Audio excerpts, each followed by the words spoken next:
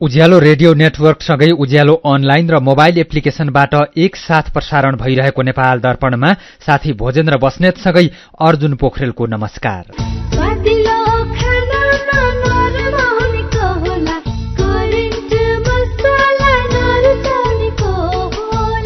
नेपाल दर्पणको साथमा करेन्ट मसला र करेन्ट चिया, स्वादको झट्का। नेपाल दर्पण सुरु गरौं मुख्य खबरका शीर्षकहरूबाट। सरकारी तहबाट पहिलो पटक विद्युत प्राधिकरणले चार्जिङ स्टेशन सञ्चालनमा ल्यायो। साना ठूला गाडी चार्ज गर्न मिल्ने गरी पूर्वदेखि पश्चिमसम्म 51 ठाउँमा स्टेशन बन्दै 1 किलोमिटर गुड्न 70 पैसा मात्रै खर्च हुने दाबी। मध्य प्रदेश, कर्णाली र सुदूरपश्चिमका केही ठाउँमा यस वर्ष ज्यादै कम वर्षा, अबको केही दिन पानी पर्ने सम्भावना कम। नजिकै ठूलो पानी पर्दा अर्को ठाउँमा भने खडेरी।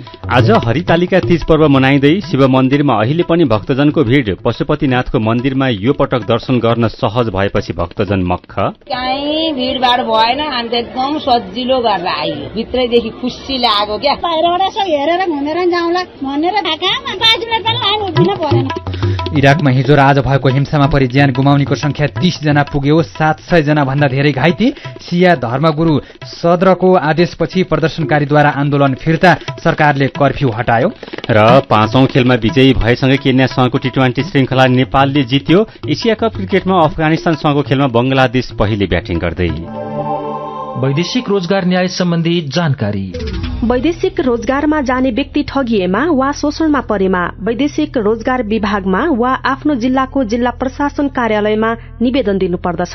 वैदेशिक रोजगार ठगी गर्ने व्यक्तिलाई 3 वर्षदेखि 7 वर्षसम्म कैद र 3 लाखदेखि 5 लाख रुपियाँसम्म जरिवाना सजाय हुन्छ। वैदेशिक रोजगारमा ठगिएको व्यक्तिले बुझाएको रकम र त्यसमा थप 50% हर्जना सहितको रकम पीडकबाट फिर्ता पाउँछन्। वैदेशिक रोजगार ठगीको विषयमा जहिले पनि उजुरी लाग्दछ। क्षतिपूर्तिसँग सम्बन्धित उजुरी 1 वर्षभित्रमा दिनुपर्दछ। वैदेशिक रोजगारमा जाँदा लाग्ने खर्च मेन पावरमा बुझाइ भरपाई लिएमा न्याय पाउन सजिलो हुन्छ। वैदेशिक रोजगारीको सिलसिलामा ठगिएमा वा उद्धार गर्नु परेमा, बेचबिखनमा परेमा वा तलब नपाई कानूनी सल्लाह र निशुल्क कानूनी सहायता चाहिएमा पिपुल फोरमको फोन नम्बर 01-4523-973 मा सम्पर्क गर्न सकिनेछ। आइरेक्सको सहयोगमा मानव अधिकारका लागि जनमञ्च, पिपुल फोरम, काठमाडौँ, नेपाल। नेपाल दर्पणमा अब खबरको सिलसिला। नेपाल विद्युत प्राधिकरणले नेपालमै पहिलो पटक सरकारी तहबाट विद्युतीय गाडी चार्ज गर्नको लागि चार्जिङ स्टेशन सञ्चालनमा ल्याएको छ। ऊर्जा, जलस्रोत तथा सिंचाई मन्त्री पम्फा भूषालले नेपाल विद्युत प्राधिकरणको केन्द्रीय कार्यालय रत्न पार्कमा निर्माण सम्पन्न भएको विद्युतीय चार्जिङ स्टेशनको आज उद्घाटन गर्नुभएको हो। कार्यक्रममा ऊर्जा मन्त्री भूषालले यातायात सञ्चालनको लागि विदेशबाट डलर खर्च गरेर वार्षिक झण्डै 3 खर्ब रुपियाँको डिजेल र पेट्रोल आयात हुने अवस्थालाई घटाउनको लागि विद्युतीय गाडीको विकल्प नभएको बताउनुभयो। नेपालको विद्युत धेरै सस्तो भएको भन्दै उहाँले काठमाडौँबाट सिन्धुली जाँदा विद्युतीय गाडीमा 300 रुपियाँको विद्युत खपत हुने, तर डिजेल र पेट्रोल प्रयोग हुने गाडीमा 4000 रुपियाँ खर्च हुने बताउनुभयो। यस्तै विद्युत प्राधिकरणका कार्यकारी निर्देशक कुलमान घिसिङले निजी क्षेत्रले सञ्चालन गरेका चार्जिङ स्टेशनको चार्जिङ शुल्क नियन्त्रण गर्ने बताउनुभयो। उहाँले निजी क्षेत्रका चार्जिङ स्टेशनले प्रति युनिट 15 रुपियाँसम्म चार्ज शुल्क लिने गरेको पाइएकोले प्राधिकरणले तोके बमोजिम हुनुपर्ने बताउनुभयो। विद्युत प्राधिकरणले विद्युतीय सवारी चार्जिङ पूर्वाधार विकास आयोजना अन्तर्गत अहिले 7वटा प्रदेशका मुख्य राजमार्ग, बस पार्क र ठूला शहरहरू पर्ने गरी 51 ठाउँमा छिटो चार्ज गर्न मिल्ने चार्जिङ स्टेशन बनाइरहेको छ। त्यसमध्ये 26वटा ठूला बस, माइक्रो, ट्रक, पिकअप तथा कार र 25वटा साना ठूला कारहरू चार्ज गर्न मिल्ने खालका रहेका छन्। चार्ज गर्दा कारहरूमा औसत 70 पैसा, एसयुभीमा 80 पैसा, माइक्रो बसमा 90 पैसा र बसमा 1 रुपियाँ 20 पैसा प्रति किलोमिटर खर्च लाग्ने गर्दछ। नेपालमा उपलब्ध गाडीमा रहेका ब्याट्रीको क्षमता अनुसार कम्तीमा आधा घण्टादेखि 1 घण्टासम्म गाडीमा फुल चार्ज हुन्छ। प्राधिकरणको चार्जिङ स्टेशन पूर्वाधार विकास आयोजनाका अनुसार पूर्वदेखि पश्चिमसम्मका मुख्य शहर र राजमार्गमा गरी 51वटा चार्जिङ स्टेशन जडानको काम धमाधम भइरहेको छ। चार्जिङ स्टेशनमा एकैपटक 3वटा गाडी चार्ज गर्न मिल्छ। बिर्तामोड, दमक, विराटनगर, इटहरी, बेलका, सुनसरी, बसपार्क, लाहान, बर्दिवास, सिन्धुलीमाडी, खुरकोट, बनेपा, पथलैया, हेटौडा, चितवन, मुगलिन, धार्के, पोखरा, बर्दघाट, बुटवल, भैरहवा, चन्द्रौटा, लमही, कोहलपुर, लम्की, अत्तरिया, महेन्द्रनगर र सुर्खेतमा चार्जिङ स्टेशन जडानको काम भइरहेको छ। काठमाडौँ उपत्यकाको साझा पेट्रोल पम्प नजिकै पुलचोक, ललितपुर, बल्खु, स्वयम्भूचोक र त्रिभुवन अन्तर्राष्ट्रिय विमानस्थलमा पनि चार्जिङ स्टेशन जडान भइरहेको प्राधिकरणले जनाएको छ। चीनको वाङडेङ डिजिटल इनर्जीले 37 करोड रुपियाँको लागतमा चार्जिङ स्टेशन जडानको काम गरिरहेको छ। चार्ज गरेको रकम क्यूआर कोडबाटै भुक्तानी गर्न मिल्छ। नेपाल र अस्ट्रेलिया बीचको द्विपक्षीय परामर्श संयन्त्र बीसीएमको दोस्रो बैठक अस्ट्रेलियाको क्यानबेरामा सम्पन्न भएको छ। नेपालको परराष्ट्र मन्त्रालय र अस्ट्रेलियाको परराष्ट्र विभागको बीसीएमको बैठकमा नेपालको तर्फबाट परराष्ट्र सचिव भरतराज पौड्याल र अस्ट्रेलियाको तर्फबाट विभागका उपसचिव जस्टिन हियस्टरले नेतृत्व गर्नुभएको थियो। यसअघि हिजो नेपाल र अस्ट्रेलिया बीच जलस्रोतमा सहयोग सम्बन्धी समझदारी पत्रमा हस्ताक्षर भएको थियो। समझदारी अनुसार अस्ट्रेलियाले नेपालको जलस्रोत व्यवस्थापनमा तालिम र प्राविधिक सहयोग गर्नेछ। बैठकमा नेपाल र अस्ट्रेलिया बीचको द्विपक्षीय सम्बन्धको समीक्षा गर्दै सम्बन्ध र सहयोगलाई थप सुदृढ बनाउने विषयमा विचार आदान प्रदान भएको अस्ट्रेलियामा रहेको नेपाली राजदूतावासले जनाएको छ। बैठकमा शिक्षा, ऊर्जा, लगानी, व्यापार, पर्यटन लगायत विभिन्न क्षेत्रमा प्रविधि हस्तान्तरण, बसाइसराई, जलवायु कार्यका सहयोग, प्रकोप जोखिम न्यूनीकरण र अरू थुप्रै विषयमा दुवै पक्ष उच्च स्तरीय आदान प्रदानलाई प्राथमिकतामा राख्न सहमत भएका छन्। अस्ट्रेलियाले नेपालको व्यापार वृद्धिमा लगानी र सहजीकरण गर्ने तथा प्रविधि हस्तान्तरणको आश्वासन दिएको छ।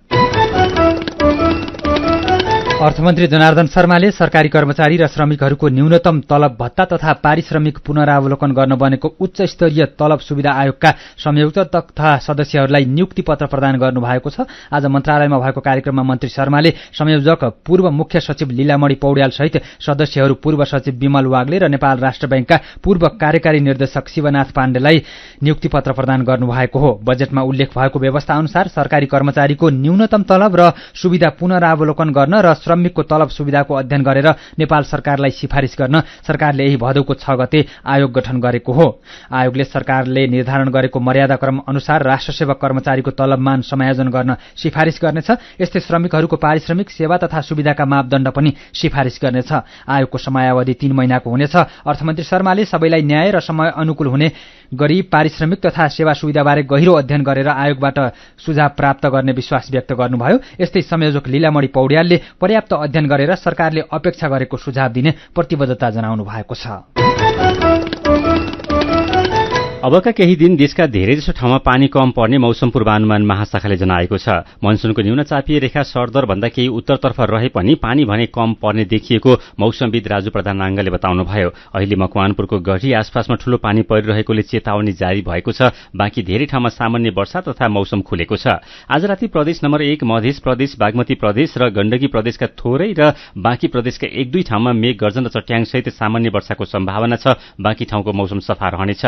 भोलि र पर्सि पनि बागमती, गण्डकी र लुम्बिनी प्रदेशका 1-2 ठाउँमा ठूलो पानी पर्ने सम्भावना भए पनि बाँकी ठाउँमा पानी पर्ने सम्भावना कम रहेको महाशाखाले जनाएको छ। यो समय मनसुन सक्रिय भएर धेरैजसो ठाउँमा वर्षा हुनुपर्ने भए पनि यस वर्ष त्यस्तो वर्षा नभएको मौसमविद प्रधानाङ्गले बताउनुभयो। पानी पर्दा पनि कुनै विशेष ठाउँमा ठूलो पानी पर्ने र त्यसको आसपासको ठाउँमा सुक्खा हुने गरेको उहाँको भनाइ छ। मध्य प्रदेश, कर्णाली, सुदूरपश्चिमका केही ठाउँमा यस वर्ष ज्यादै कम पानी परेको छ भने प्रदेश 1, बागमती र गण्डकी प्रदेशका केही ठाउँमा निरन्तर ठूलो पानी परिरहेको छ। अघिल्ला वर्षहरूमा सामान्यतया सबैतिर एकै नासले मनसुन सक्रिय हुने गरेकोमा यो वर्ष कतै सुक्खा र कतै धेरै पानी परिरहेको मौसमविद प्रधानाङ्गले बताउनुभयो। यसको कारण केही ठाउँमा बाढी पहिरोको जोखिम र केही ठाउँमा सुक्खाको चिन्ता बढेको छ। जलवायु परिवर्तनका कारण खण्ड वृष्टिको जोखिम बढ्ने चेतावनीका बीच नेपालमा मनसुनी सक्रियता पनि त्यस्तै देखिन थालेको जलवायु विज्ञहरू बताउँछन्। काठमाडौँ उपत्यकामा डेंगी ज्वरोका बिरामी बढेपछि अस्पतालमा चाप परेको छ। काठमाडौँ उपत्यकासँगै रूपन्देहीका अस्पतालमा डेंगीका बिरामीको चाप बढेको स्वास्थ्य तथा जनसंख्या मन्त्रालयका प्रवक्ता डाक्टर सञ्जय कुमार ठाकुरले बताउनुभयो। यस वर्ष ललितपुरमा 1056, रूपन्देहीमा 377 र काठमाडौँमा 332 जनामा डेंगी संक्रमण पुष्टि भएको छ। अस्पतालमा अहिले दैनिक 30 देखि 35 जना भर्ना हुने खालका बिरामी र 60 देखि 70 जना सामान्य लक्षण देखिएका डेंगीका बिरामी आउन थालेका शुक्रराज ट्रपिकल तथा सरुवा रोग अस्पतालका प्रमुख कन्सल्टेन्ट फिजिशियन डाक्टर विमल चालिसेले बताउनुभयो। यस्तै वीर अस्पतालमा अहिले डेंगीका 24 जना बिरामी भर्ना भएर उपचार गराइरहेका र सामान्य लक्षण देखिएका बिरामी बढेका वीर अस्पतालका उपनिर्देशक डाक्टर प्रज्वल श्रेष्ठले जानकारी दिनुभयो। एकै ठाउँ जमेर रहेको सङ्लो पानीमा डेंगी पार्ने लामखुट्टेले अण्डा पार्ने गर्छ। एडिज इजिप्टी र एडिज एल्बो पिक्टस प्रजातिको लामखुट्टेले टोकेर डेङ्गी रोग सार्ने गर्दछ। डेङ्गीको रोकथाम गर्न लामखुट्टेको टोकाइबाट बच्नुपर्छ। यसको लागि घरमा जाली ढोका लगाउने, झुल टाँगेर सुत्ने, बिहान बेलुका सकेसम्म बाहिर निस्कने र ननिस्कने र निस्कनै परेमा लामा बाहुला भएका लुगा लगाउन वा लामखुट्टे भगाउने क्रिम लगाएर हिँड्न स्वास्थ्य मन्त्रालयले सुझाव दिएको छ। यसैबीच पछिल्लो 24 घण्टामा थप 257 जनामा कोरोना भाइरसको संक्रमण पुष्टि भएको छ। पीसीआर र एन्टिजेन गरी 3921 जनाको नमूना परीक्षण गर्दा 257 जनामा संक्रमण पुष्टि भएको स्वास्थ्य तथा जनसंख्या मन्त्रालयले जनाएको छ। थप 232 जना निको भएका छन्। सक्रिय संक्रमितको संख्या 3146 जना रहेको छ। 24 घण्टामा संक्रमणका कारण कसैको पनि ज्यान गएको छैन। थप 50,355 जनाले कोरोना विरुद्धको खोप लगाएका विवरण प्राप्त भएको स्वास्थ्य मन्त्रालयले जनाएको छ। सीधा कुरा प्रष्ट विचार। यो हो उज्यालो रेडियो नेटवर्क। नेपाल दर्पणमा तीजको रमझम बारेको रिपोर्टसँगै खबरको सिलसिला बाँकी नै छ, सुन्दै गर्नुहोला। एचआईभीका बारेमा खुलेर कुरा गरौं। सँगै बस्दा, खाँदा, पढ्दा र सँगै खेल्दा कुनै कीरा वा लामखुट्टेले टोक्दा एचआईभी सर्दैन। हात मिलाउँदा, अङ्कमाल गर्दा तथा चुम्बन गर्दा, एउटै चर्पी प्रयोग गर्दा र अरूको लुगा लगाउँदा एचआईभी सर्दैन।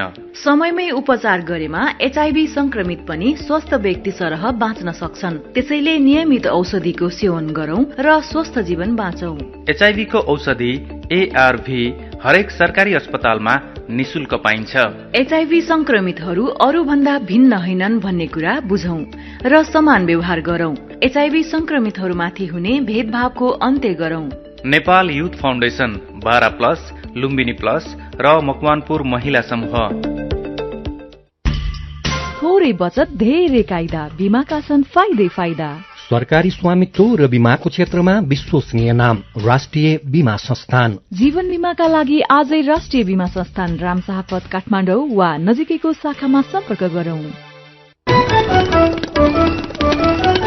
उज्यालो रेडियो नेटवर्कबाट प्रसारण भइरहेको नेपाल दर्पणमा तपाईंलाई फेरि स्वागत छ। यतिन्जेल हामीले सरकारी तहबाट पहिलो पटक विद्युत प्राधिकरणले चार्जिङ स्टेशन सञ्चालनमा ल्यायो। पूर्वदेखि पश्चिमसम्मका 51 ठाउँमा स्टेशन बन्दै मध्य प्रदेश, कर्णाली र सुदूरपश्चिमका केही ठाउँमा यस वर्ष ज्यादै कम वर्षा, अबका केही दिन पानी पर्ने सम्भावना कम लगायतका खबर प्रस्तुत गर्यौं। नेपाल दर्पणमा अब बाँकी प्रसंग।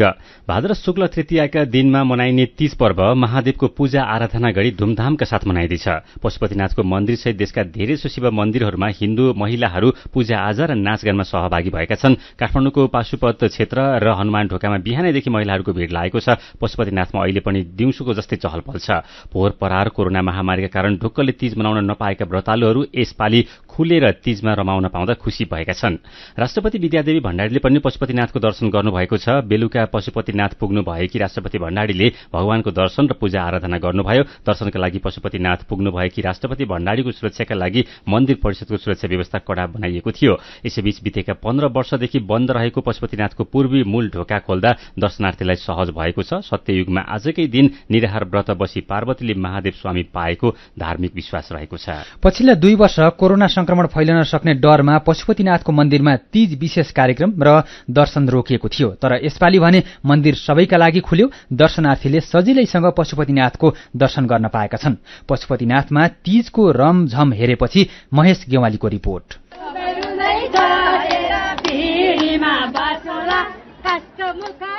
बिहान झिसमिसेदेखि नै पशुपतिनाथको मन्दिरमा दर्शनार्थीको भीड़ लाग्न थालिसकेको थियो।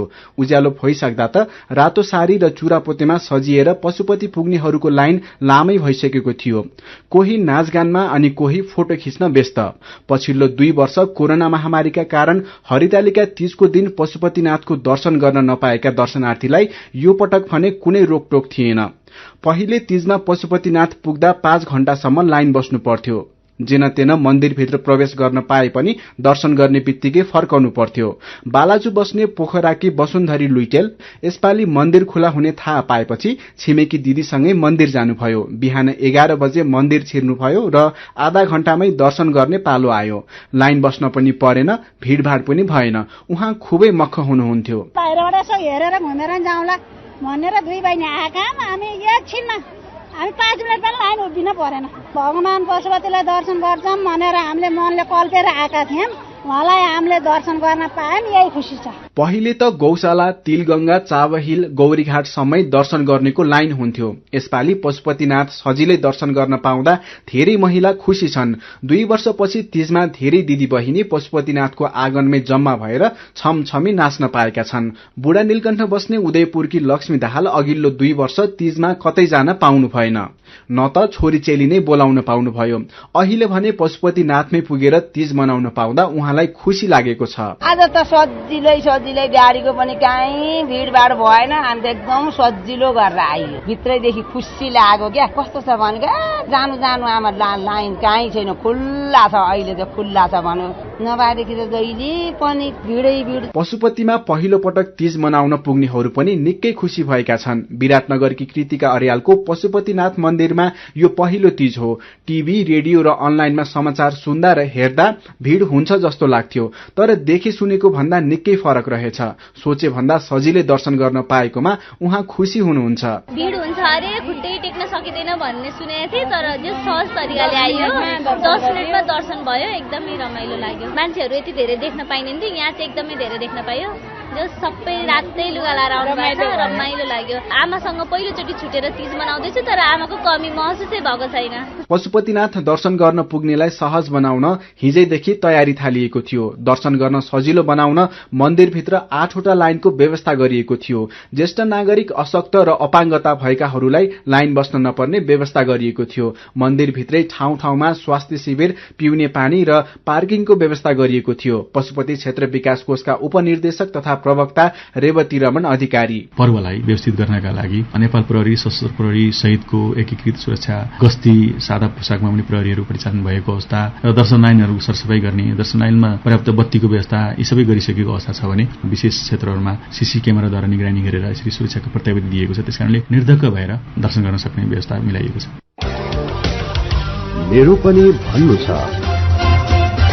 आजको मेरो पनि भन्नु छमा हामीले तीज पर्व विगत र अहिलेको तुलना गरी तपाईले राख्नुभएका विचार तथा अनुभवलाई समेटेका छौं। सुजिता श्रेष्ठ लेख्नुहुन्छ, पहिले तीज आउनु 1 महिना अघिदेखि आँगनमा आमा, हजुरआमा, छिमेकीहरू मिलेर मादल बजाउँदै तीजको गीत गाउँदै नाच्थ्यौं। अहिले दर खाने कार्यक्रम भन्दै पार्टी प्यालेसमा ठूलठूलो आवाजमा गीत घन्काएर नाच्छौं।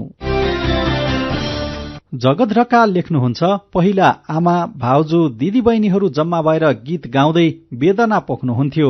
चेलीलाई तीज आएपछि माइत जान पाइन्छ भन्ने छुट्टै उल्लास हुन्थ्यो। आजकल तीज आउनुभन्दा महिना दिन अगाडिबाटै दर खान शुरू हुन्छ।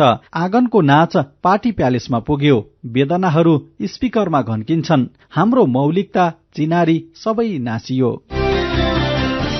सुरेश पौडेल पनि विगत र अहिले निकै फेरिएको भनेर लेख्नुहुन्छ, रित्तिदै गए गाउँ, गाउँघरका चौतारी र डाँडाहरू, भरिँदै गएका शहर र शहरका रेस्टुरेन्ट अनि पार्टी प्यालेसहरू, फेरिँदै गएको दरको स्वाद र प्रकार, मासिँदै गएका तीज भाका र नाचका मौलिकताहरू अनि फेरिँदै गएको मानवीय स्वभाव र भित्रिएको सामाजिक सञ्जालको उपयोग बढेको छ। रामचन्द्र तिमिल सिन्हा, पहिलाको तीज मौलिक खानपान, वेशभूषा, रहन सहन, रीतिरिवाज सहित नेपाली संस्कृति झल्काउने किसिमको हुन्थ्यो भन्दै लेख्नुहुन्छ, अहिलेको तीज विदेशी खानपान, वेशभूषा तथा छाडा संस्कृतिलाई बढावा दिने किसिमको छ। अनि सीता मरठा लेख्नुहुन्छ, पहिलाको तीज धार्मिक र मार्मिक हुन्थ्यो, अहिलेको तीज खर्चिलो र भड्किलो भएको छ।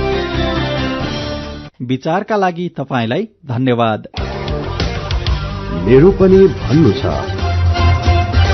मेरो पनि भन्नु छ प्रस्तुत गर्दै हुनुहुन्थ्यो साथी मदन पौड्याल। नेपाल दर्पणमा खबरको सिलसिला बाँकी नै छ, सुन्दै गर्नुहोला।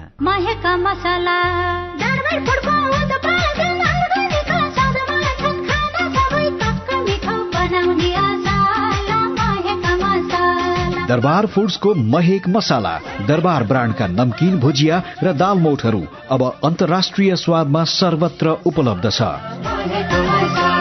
नेपाली मनको चाहना, राष्ट्रियताको भावना।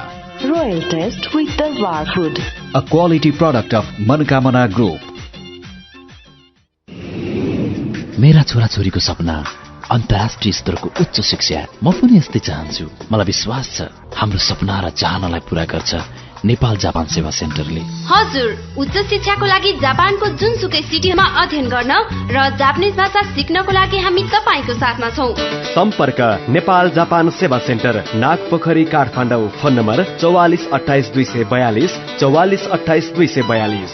Come once, you will certainly be benefited. गाउँको उत्पादन शहरमा, रैथाने खाना घर घरमा। पञ्चगुणीय तत्त्वले भरिपूर्ण रैथाने कृषि खाद्य वस्तु तथा सामग्रीहरू कृषकहरूबाट संकलन तथा प्रशोधन गरी काठमाडौँ उपत्यका भरि सहज रूपमा होम डेलिभरी भइरहेको कुरा सहर्ष जानकारी गराउँदछौ। सम्पर्क तथा जानकारीका लागि रैथाने एग्री प्रोडक्ट्स नेपाल प्राली, चप्पल कारखाना, Maharajganj, Kathmandu. Phone number 01 40 15 658 40 15 662। Mobile number 98 434 21 743 र 98 550 45 242। रैथानेलाई तपाईले मोबाइल एपको लागि RAITHAANE रैथाने टाइप गरेर वा वेबसाइट www.raithanenepal.com मा गएर पनि भेट्न सक्नुहुनेछ। उज्यालो रेडियो नेटवर्क मार्फत देशभरिका विभिन्न एफएम स्टेशन तथा उज्यालो अनलाइन र मोबाइल एप्लिकेशनमा प्रसारण भइरहेको नेपाल दर्पणमा तपाईंलाई फेरि स्वागत छ। अब बाँकी खबर। हिमाली जिल्ला मनाङ प्रवेशका लागि सहज बनाउन निर्माण गर्न लागेका पुल समयमा बन्न सकेका छैनन्। 1 वर्षमा निर्माण गर्नुपर्ने पुल 7 वर्ष हुँदासम्म पनि बन्न सकेको छैन। 2073 सालको असारमा मनाङको साबिक थोचे गाउँ गाविसमा पर्ने दूध खोलामाथि पुल बनाउन द क्याराभान कम्पनीलाई ठेक्का दिएको थियो, तर 7 वर्ष बितिसक्दा समेत पुल निर्माण हुन सकेको छैन। अहिलेसम्म नदीको 2 किनारमा पुलको पिलर मात्रै गाडिएको देख्न सकिन्छ। पुल निर्माणको ठेक्का पाएको ठेकेदारले आधा भन्दा बढी रकम लगिसकेको पूर्वाधार कार्यालयले जनाएको छ। समयमै पुल निर्माण हुन नसक्दा मनास्लु पदमार्गमा जाने पर्यटकलाई यात्रामा समस्या हुनका साथै चर्को ढुवानी शुल्क तिरेर सामग्री ढुवानी गर्नुपर्ने बाध्यता रहेको नासो गाउँपालिकाका अध्यक्ष धनबहादुर गुरुङले बताउनुभयो। दूध खोला जस्तै मनाङका धेरै पुल निर्माण हुन सकेका छैनन्। तत्कालीन जिल्ला विकास समितिले विभिन्न समयमा मनाङमा 8वटा पुल निर्माणका लागि बोलपत्र निकालेकोमा 6वटा पुल निर्माणको ठेक्का क्याराभानले पाएको थियो। कुल 8 पुल मध्ये लमजुङ र म्याग्दी खोलाको पुल निर्माण भएर गाडी चल्न थाले पनि 6वटा पुल अझैसम्म अलपत्र अवस्थामा रहेका छन्। कुवेतको जजिरा एयरवेजले भैरहवाको गौतम बुद्ध अन्तर्राष्ट्रिय विमानस्थलबाट दैनिक उडान सञ्चालन गर्ने भएको छ। अहिले हप्ताको 3 उडान सञ्चालन गरिरहेको जजिराले आउँदो 31 गतेदेखि दैनिक उडान गर्न लागेको नेपाल नागरिक उड्डयन प्राधिकरणका प्रवक्ता जगन्नाथ निरौलाले जानकारी दिनुभयो। यात्रुको संख्या बढ्दो क्रममा रहेको र थप बढ्ने प्रक्षेपणसहित उडान संख्या थपिएको एयरवेजले जनाएको छ।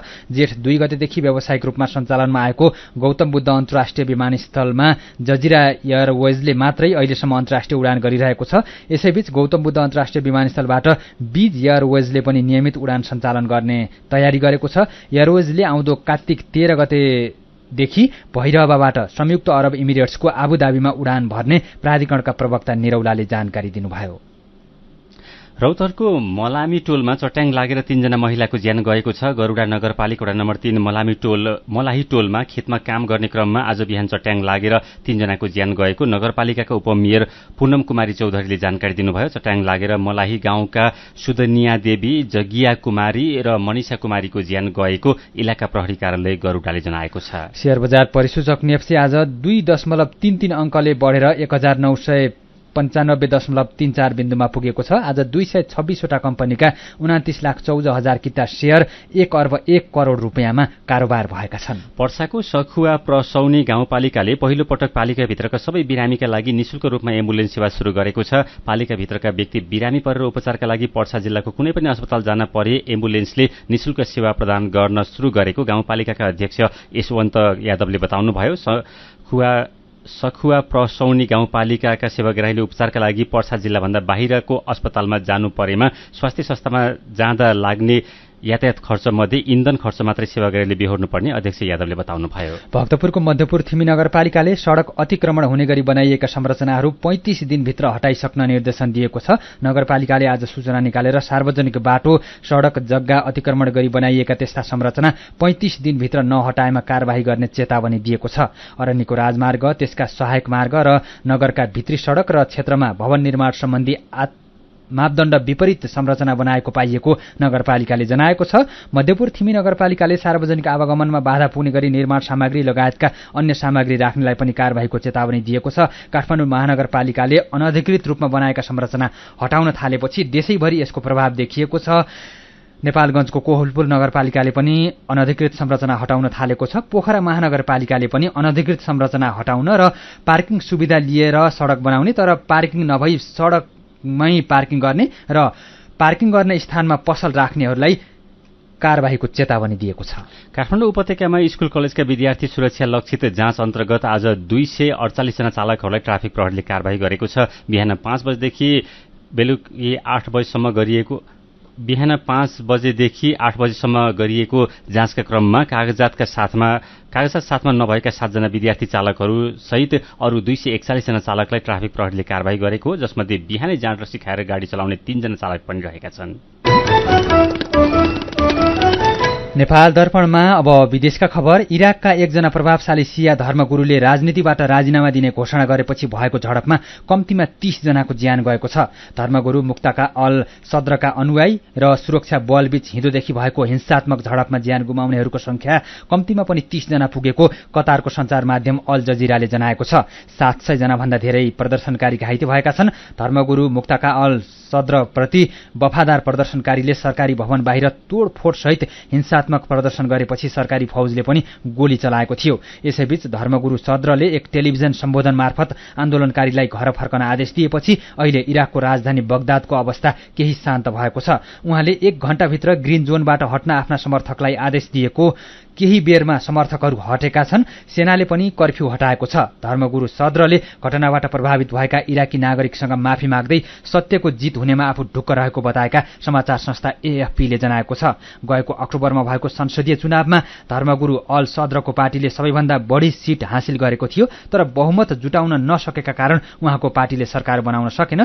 त्यस यता इराक स्थिर प्रधानमन्त्री र सरकार विहीनताको अवस्थामा रहेको छ। भारतको औद्योगिक घराना अडानी समूहका अध्यक्ष गौतम अडानी विश्वका तेस्रो धनी व्यक्तिमा पर्नु भएको छ। फ्रान्सका बर्नार्ड अर्नाल्टलाई पछि पार्दै उहाँ विश्वको तेस्रो धनी व्यक्ति बन्नु भएको हो। विश्वव्यापी रूपमा व्यापार तथा वित्तीय विवरणको विश्लेषण गर्ने अमेरिकी कम्पनी ब्लुमबर्गले सार्वजनिक गरेको अरबपतिहरूको सूची अनुसार 60 वर्षका गौतम अडानीको कुल सम्पत्ति 1 खर्ब 37 अर्ब 40 करोड डलर रहेको छ। ब्लुमबर्गको अति धनाढ्यको सूचीको 11औं नम्बरमा भारतका मुकेश अम्बानी हुनुहुन्छ। उहाँको खुद सम्पत्ति 91 अर्ब 90 करोड डलर रहेको छ। ब्लुमबर्गको धनाढ्यको सूचीमा 3 जना एसियाली उद्योगपतिहरूलाई समावेश गरिएको यो पहिलो पटक हो। अडानी भन्दा अगाडि एलन मस्क र जेफ बजोस हुनुहुन्छ।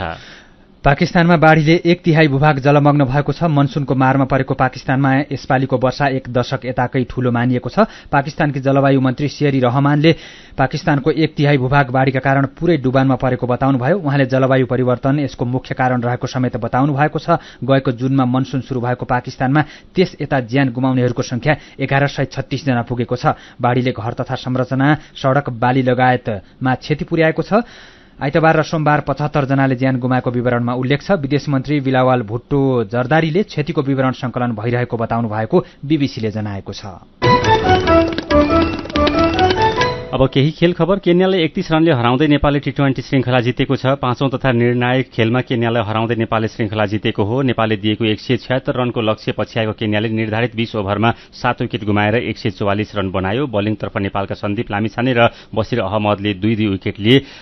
नैरोबीको जिमखाना क्रिकेट मैदानमा टस जितेर पहिले ब्याटिङ गरेको नेपालले निर्धारित 20 ओभरमा 7 विकेट गुमाएर 175 रन बनायो। नेपालका लागि ज्ञानेन्द्र मल्लले 59, रोहित पौडेलले 47, अर्जुन साउदले 29 र दिपेन्द्र सिंह एरीले 22 रन बनाए। यसअघि श्रृंखलामा नेपालले पहिलो र तेस्रो खेल जित्दा केन्याले दोस्रो र चौथो खेल जितेको थियो। नेपालले घरेलु टोली केन्यासँग 3 खेलको 1 दिवसीय श्रृंखला पनि खेल्नेछ।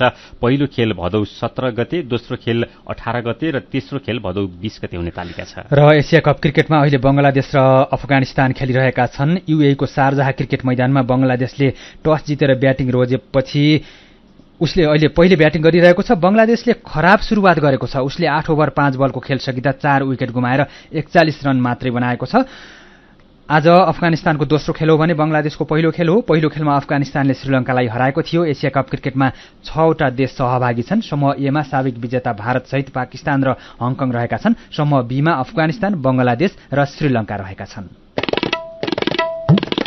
खेल खबरसँगै हामी नेपाल दर्पणको अन्त्यमा आइपुगेका छौं। आजका मुख्य खबरका शीर्षकहरू फेरि एकपटक। सरकारी तहबाट पहिलो पटक विद्युत प्राधिकरणले चार्जिङ स्टेशन सञ्चालनमा ल्यायो। साना ठूला गाडी चार्ज गर्न मिल्ने गरी पूर्वदेखि पश्चिमसम्म 51 ठाउँमा स्टेशन बन्दै 1 किलोमिटर गुड्न 70 पैसा मात्रै खर्च हुने दाबी। मध्य प्रदेश, कर्णाली र सुदूरपश्चिमका केही ठाउँमा यस वर्ष ज्यादै कम वर्षा, अबको केही दिन पानी पर्ने सम्भावना कम। नजिकै ठूलो पानी पर्दा अर्को ठाउँमा भने खडेरी। आज हरितालिका तीज पर्व मनाइँदै शिव मन्दिरमा अहिले पनि भक्तजनको भिड। पशुपतिनाथको मन्दिरमा यो पटक दर्शन गर्न सहज भएपछि भक्तजन मक्ख। इराकमा हिजो र आज भएको हिंसामा परि ज्यान गुमाउनेको संख्या 30 जना पुग्यो। 700 जना भन्दा धेरै घाइते।